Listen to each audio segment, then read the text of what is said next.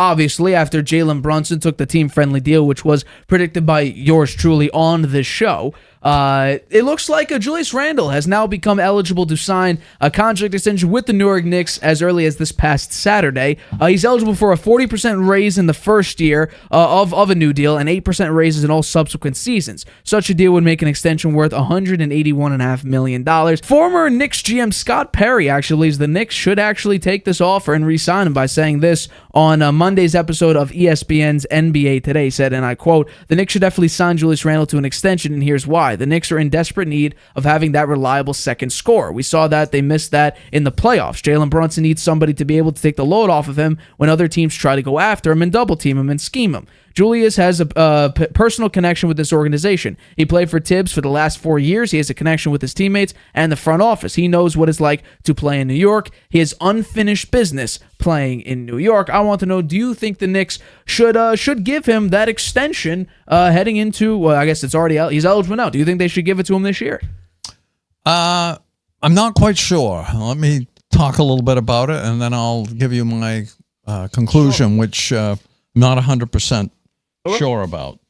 He's eligible for a new 4-year extension this weekend, and then you laid out the numbers there. It would be pretty rich for him. I'm sure he'd be happy with that deal. He turns 30 in November, though, right? And for many players, 30 is the peak of their performance in the NBA. And after that, they tend to go downhill a little bit. And he will be at the end of his first year of a 4-year contract then, and it may not be so pretty after that. He's probably looking to sign possibly the last major contract of his career. So he wants big money for sure, and he wants it to be as long as possible. The Knicks might not be willing to match the salary he is asking for or seeking, but I'm sure they're going to give it strong consideration. You said Scott Perry thinks they should do it, and he gave all the pros for it. I want to give you some cons, okay? He missed 36 games in 2023. He's coming off a major shoulder surgery. Going into his mid-30s, making a lot of money if he gets a new deal. Bridges could take away part of his responsibilities on offense. Signing him locks in the core that has never made the Eastern Conference Finals together so far, right? So will they really be winners with him? He hasn't played much in the playoffs in the past couple of years because he's been hurt. When he did play, he was banged up enough so that he wasn't all that effective. They could get a lot of value for Randle in a trade that could complete the rotation for the Knicks. I mean, maybe they could bring in a better center if they traded Julius Randle. 30 tends to be the sweet spot for potential declines. So those are my cons. I think the pros are he has gotten better with age, made 3 of the last 4 All-Star games. If he can match recent production, there's no question he should be re-signed, but I think that's a question mark.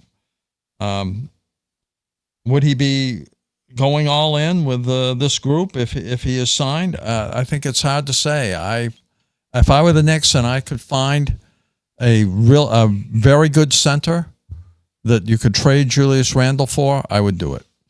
I think, and this goes to the same logic as Jalen Brunson, but this time it's a little bit different because, yes, while the Knicks in essence did I win, you win situation when it came to Jalen Brunson, his extension by getting his buddy Mikal Bridges, when Julius Randle, this is more just a win for the Knicks, not really a win for Julius Randle. Well, yes, he does get the extension over the next 5 seasons. If you add on the $30.3 million, he'll be making $211.8 million over the next 5 seasons, which averages out to $42.36 million.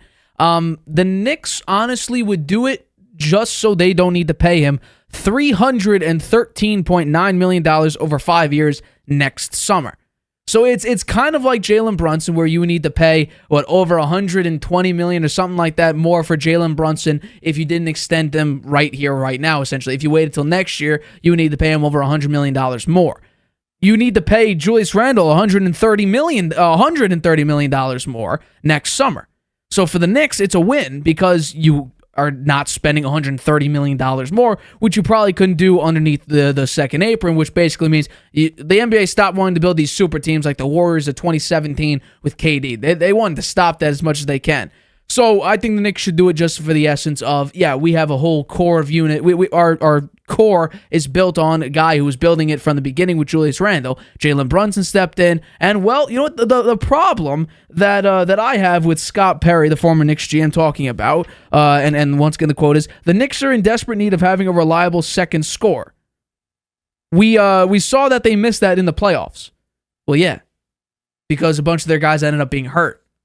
And also, your bench was filled with Miles McBride as your primary scorer.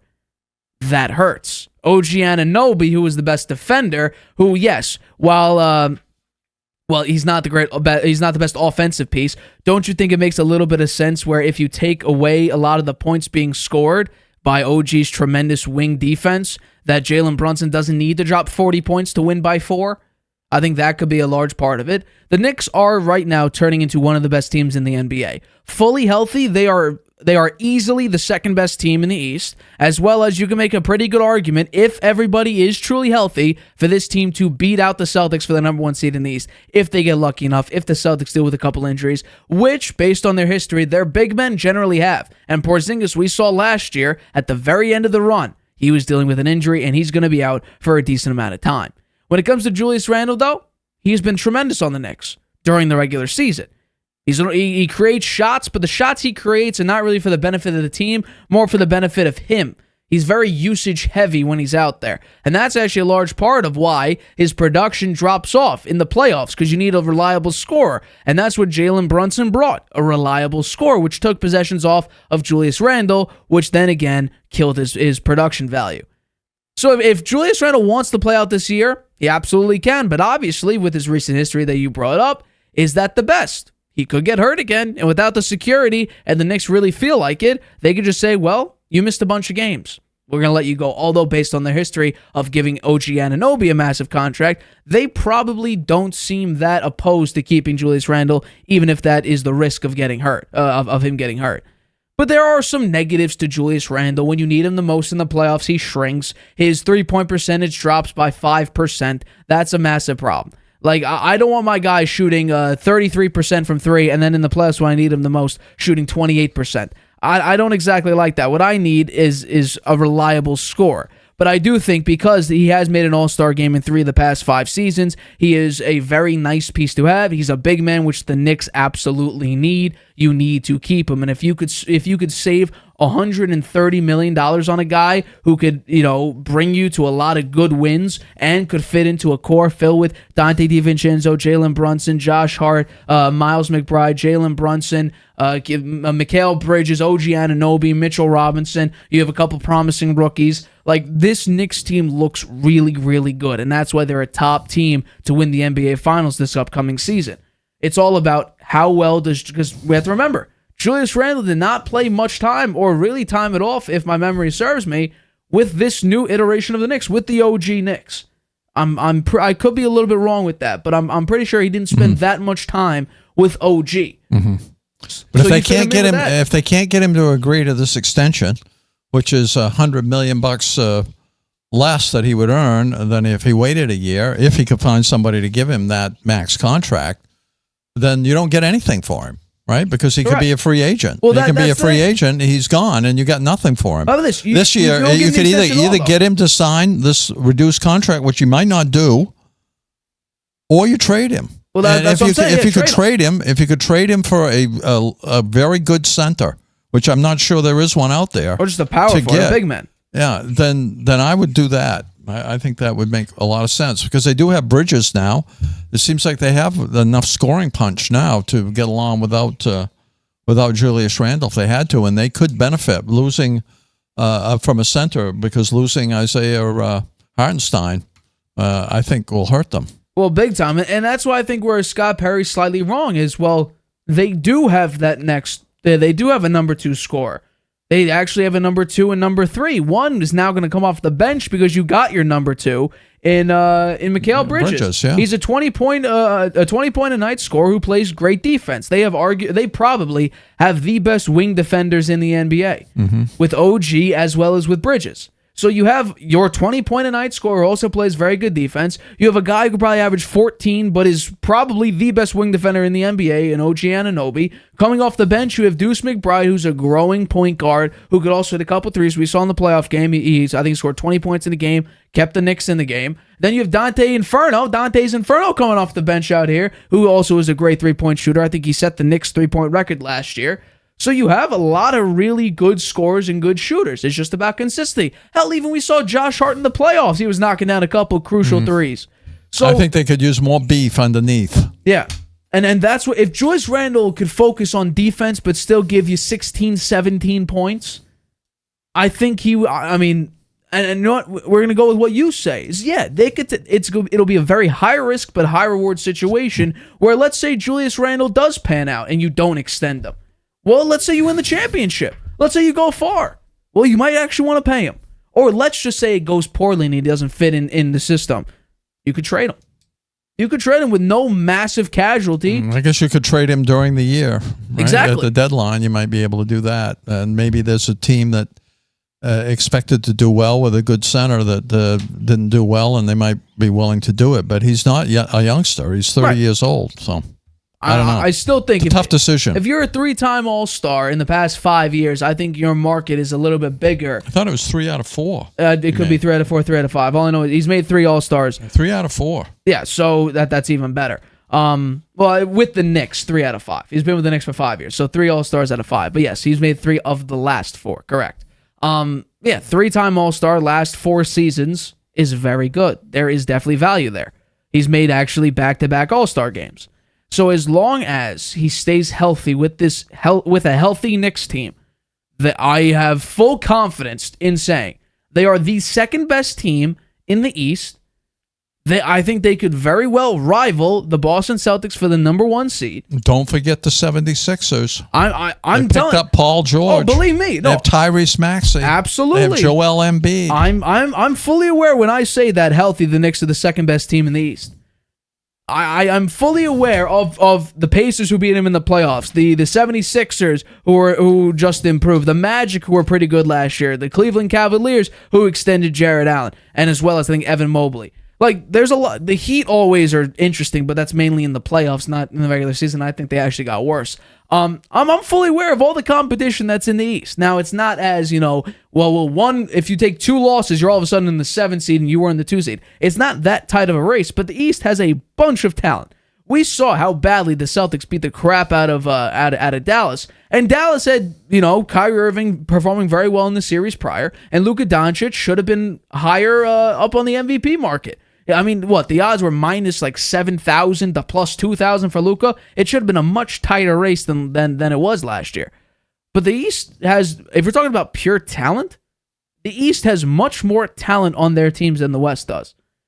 The West might have the top tier talent of Jokic and Shea, KD. It's kind of the balance of power has swithed. I thought it used to be the West, and now it seems to be more the East. If you look at the records, yes, the records in the West are very tight knit. I mean, I think Denver and OKC had the exact same record, but the Thunder were the number 1 seed in the West. But if you look at if you compare the talent between the East and the West, the East has far more talent. The East has the champions, the Celtics. Right, the Boston Celtics, exactly. So, I mean, the Celtics are the best team in basketball. What do you think they should do with Julius Randle? Then? I think you should do the exact same. And here's the case where it's more difficult than the Brunson thing. And while I'm not as confident in Randle taking the team-friendly deal, is what have they done for him? They didn't get one of his buddies. They didn't get a long-time college teammate that you won a national champ. They didn't really do any of that. All they did was add other pieces to make the team better. Meanwhile, it was more of a personal thing for Jalen Brunson to get your buddies together, your Villanova squad together, and to play with them again. Julius Randle, you don't have that luxury right now. So, he even said, and I have the quote here, he said he wants to be in New York. And this is a direct quote. He did an interview, I think, back in May, where he goes, "I've always said from the very beginning, I would love to be here in New York, and I would love to continue to add on to what the guys did in the playoffs. I feel like that was my biggest personal goal, or I'd say team goal in a sense, was when I got here, is to be able to build and compete and to be at the point where we're at now, where it's actually possible to win a championship." Okay, well, he should be happy they brought Bridges in. If we go based off his word, yeah, he should take the $181 million. Well, we'll see what happens. I'm not saying that I'm predicting that, but I think. But what do you think they should do with him? Should they hang on to him or trade him? Hang on to him. Hang on, because now. But what if he doesn't take the lower contract? Then pray he fits with your team. Otherwise, actually, no. Pray he doesn't fit, so you don't need to spend $313 million next year. Well, then they have to suffer with him during the year, and it might cost him a chance at the championship. I mean, I guess you could trade him at the deadline. That's what I'm saying. Yeah, if he doesn't fit in, trade him at the deadline. Hi, everybody. Thanks for watching. Make sure you subscribe here to get the latest from the show. Also, if you want to check out the full episode, make sure you click the I in the top right-hand corner right now. If you want to listen to this show anywhere you go, make sure you go to anchor.fm/The Harvey Hour or anywhere you get your podcasts.